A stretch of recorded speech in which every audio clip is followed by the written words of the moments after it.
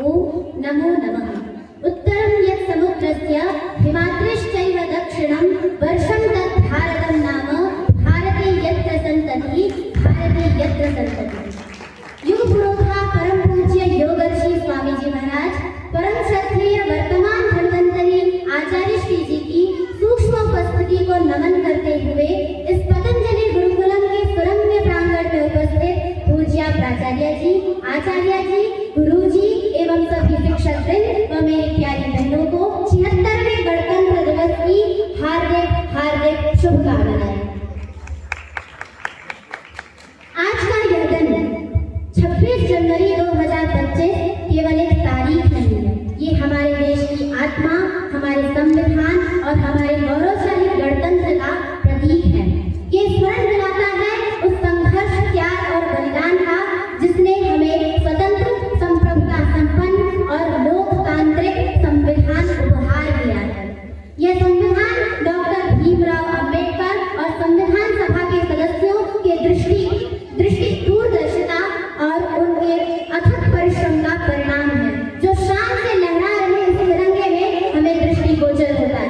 ये हमारे देश की प्रगति, हमारे देश की सामाजिक एकता को प्रदर्शित करता है। यह संविधान मात्र हमें केवल 2 हस्ताक्षरों से नहीं प्राप्त हुआ, अपितु हमारे बलिदानियों के लहू के बदले मिला है। ये संविधान हमें बताता है कि आज हम एक गणतंत्र राज्य के निवासी हैं। आज मैं आप सभी के समक्ष एक ऐसे देश की कहानी बताने जा रही हूँ जिस देश से मैं आती हूँ, जिस देश से आप आते हैं, जिस देश से हम सभी आते हैं। उस देश का नाम है भारत।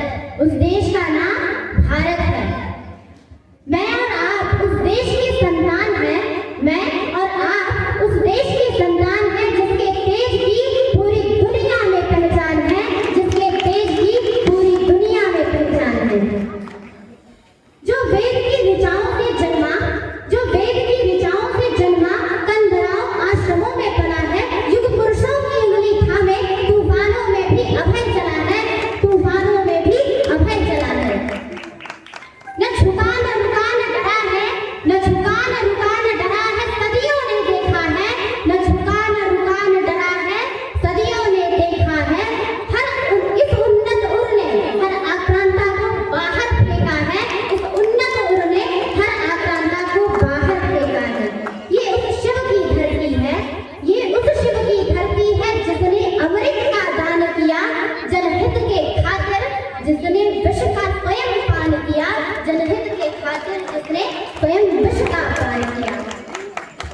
प्रभु राम का अनूठा त्याग जहाँ, श्री कृष्ण का जहाँ सुदर्शन है। प्रभु राम का अनूठा त्याग जहाँ, कान्हा का चक्र सुदर्शन है।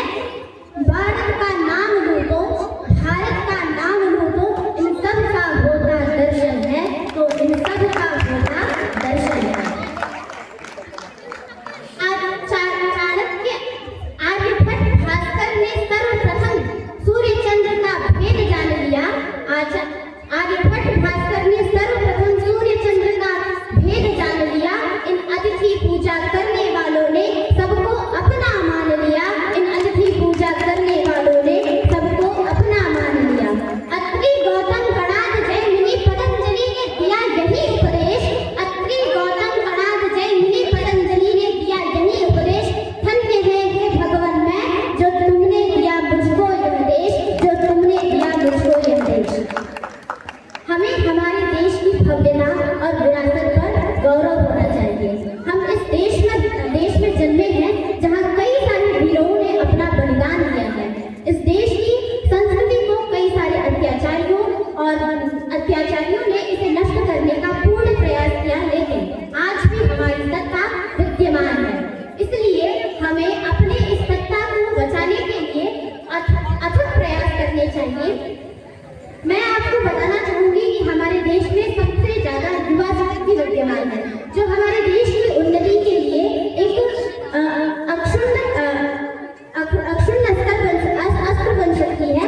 आज हमारे देश में लगभग 27% युवा विद्यमान है। यदि हमारे देश के युवा का भुजबल और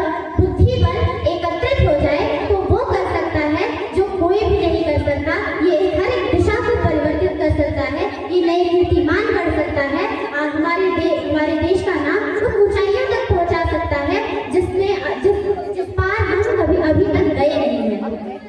मैं बताना चाहूंगी अपने वीरों के बारे में। हमारे वीरों का बलिदान इतना रहा है कि उन्होंने आज हमारे देश की सत्ता विद्यमान है, जिसके कारण मैं और आप इस खुली हवा में एक विचार के ऊपर विमर्श कर पा रहे हैं। हमारे देश के हमारे अंदर वही लहू बह रहा है जो हमारे देश के वीरों और क्रांतिकारियों के अंदर बहता है। तो वो हमारे उन वीरों की जवानी कैसी होगी, इसके लिए मैं चंद पंक्तियां आप सभी के समक्ष बताना चाहूंगी। आजादी का परवाना फांसी का फंदा चढ़ गया, आजादी का परवाना फांसी का फंदा छूट गया, ऊधम सिंह लंदन जाकर उस गोरे को भूल गया, ऊधम सिंह लंदन जाकर उस गोरे को भूल गया। फतेह जुड़ावर की वीरता की है ये अमर कहानी, फतेह जुड़ावर की वीरता की है ये अमर कहानी, अपने भारत के वीरों की है ये असल जवानी, अपने भारत के वीरों की है ये असल जवानी। हमारा भारत आज हर एक क्षेत्र में नए कीर्तिमान कर रहा है। हमारे देश का एक युवा जो 18 वर्षीय है, डी गुकेश, जिन्होंने चेस की दुनिया में एक नया कीर्तिमान बना है। लेकिन वर्तमान भारत में आज का युवा कहाँ पर स्थित है, इसे हमें सोचना होगा। आज का युवा सोशल मीडिया, मादकता, शराब, बीड़ी आदि के चक्कर में पड़ा हुआ है। यदि हमने अपनी युवा शक्ति को सुदृढ़ नहीं किया तो हमारी अखंडता पर एक बहुत बड़ा प्रश्न चिन्ह लग जाएगा। हमें इस देश को अखंड बनाने के लिए इसे अपनी युवा शक्ति को मजबूत करना होगा। यदि हमने अपनी युवा शक्ति को मजबूत नहीं किया तो वो दिन दूर नहीं जब इस भारत का खंड खंड हो जाएगा। इसलिए जरूरत है हमें एक साथ गणतंत्र होकर खड़े होने की। जो कार्य हमारे बलिदानियों ने किया वही कार्य अब हमें करना है, क्योंकि वही लहू हमारे अंदर है। आज के लोगों की सोच जो है वो बहुत छोटी होती चली जा रही है। आज के लोग सबसे पहले सोचते हैं कि मैं कमा लूं, मेरा परिवार ठीक रहे, उसके बाद अपने देश की सोचते हैं। लेकिन हमारी सोच होनी चाहिए पहले अपने देश के लिए, फिर अपने लिए होना चाहिए। सोच क्या होनी चाहिए कि मैं भारत हूँ, मेरा भारत मुझ में बसता है, मैं भारत में नहीं बसता। ऐसा विचार यदि होगा तो हम एक ऐसी कोई भी त्रुटि नहीं करेंगे जिसके कारण पूरी दुनिया हमारे देश पर उंगली उठाए। यदि हम त्रुटि करेंगे तो लोग हमारे देश के ऊपर उंगली उठाएंगे। इसीलिए हमें अच्छे कार्य करने चाहिए जिससे हमारे देश पर कोई भी उंगली न उठा सके। अब मैं आप सबको बताना चाहूंगी कि हमें अपने देश के बलिदान होने के लिए कैसा बनना है और कैसा हमें जीना है अपने देश के लिए। तो चाहे इंजीनियर, डॉक्टर, IAS, दीवान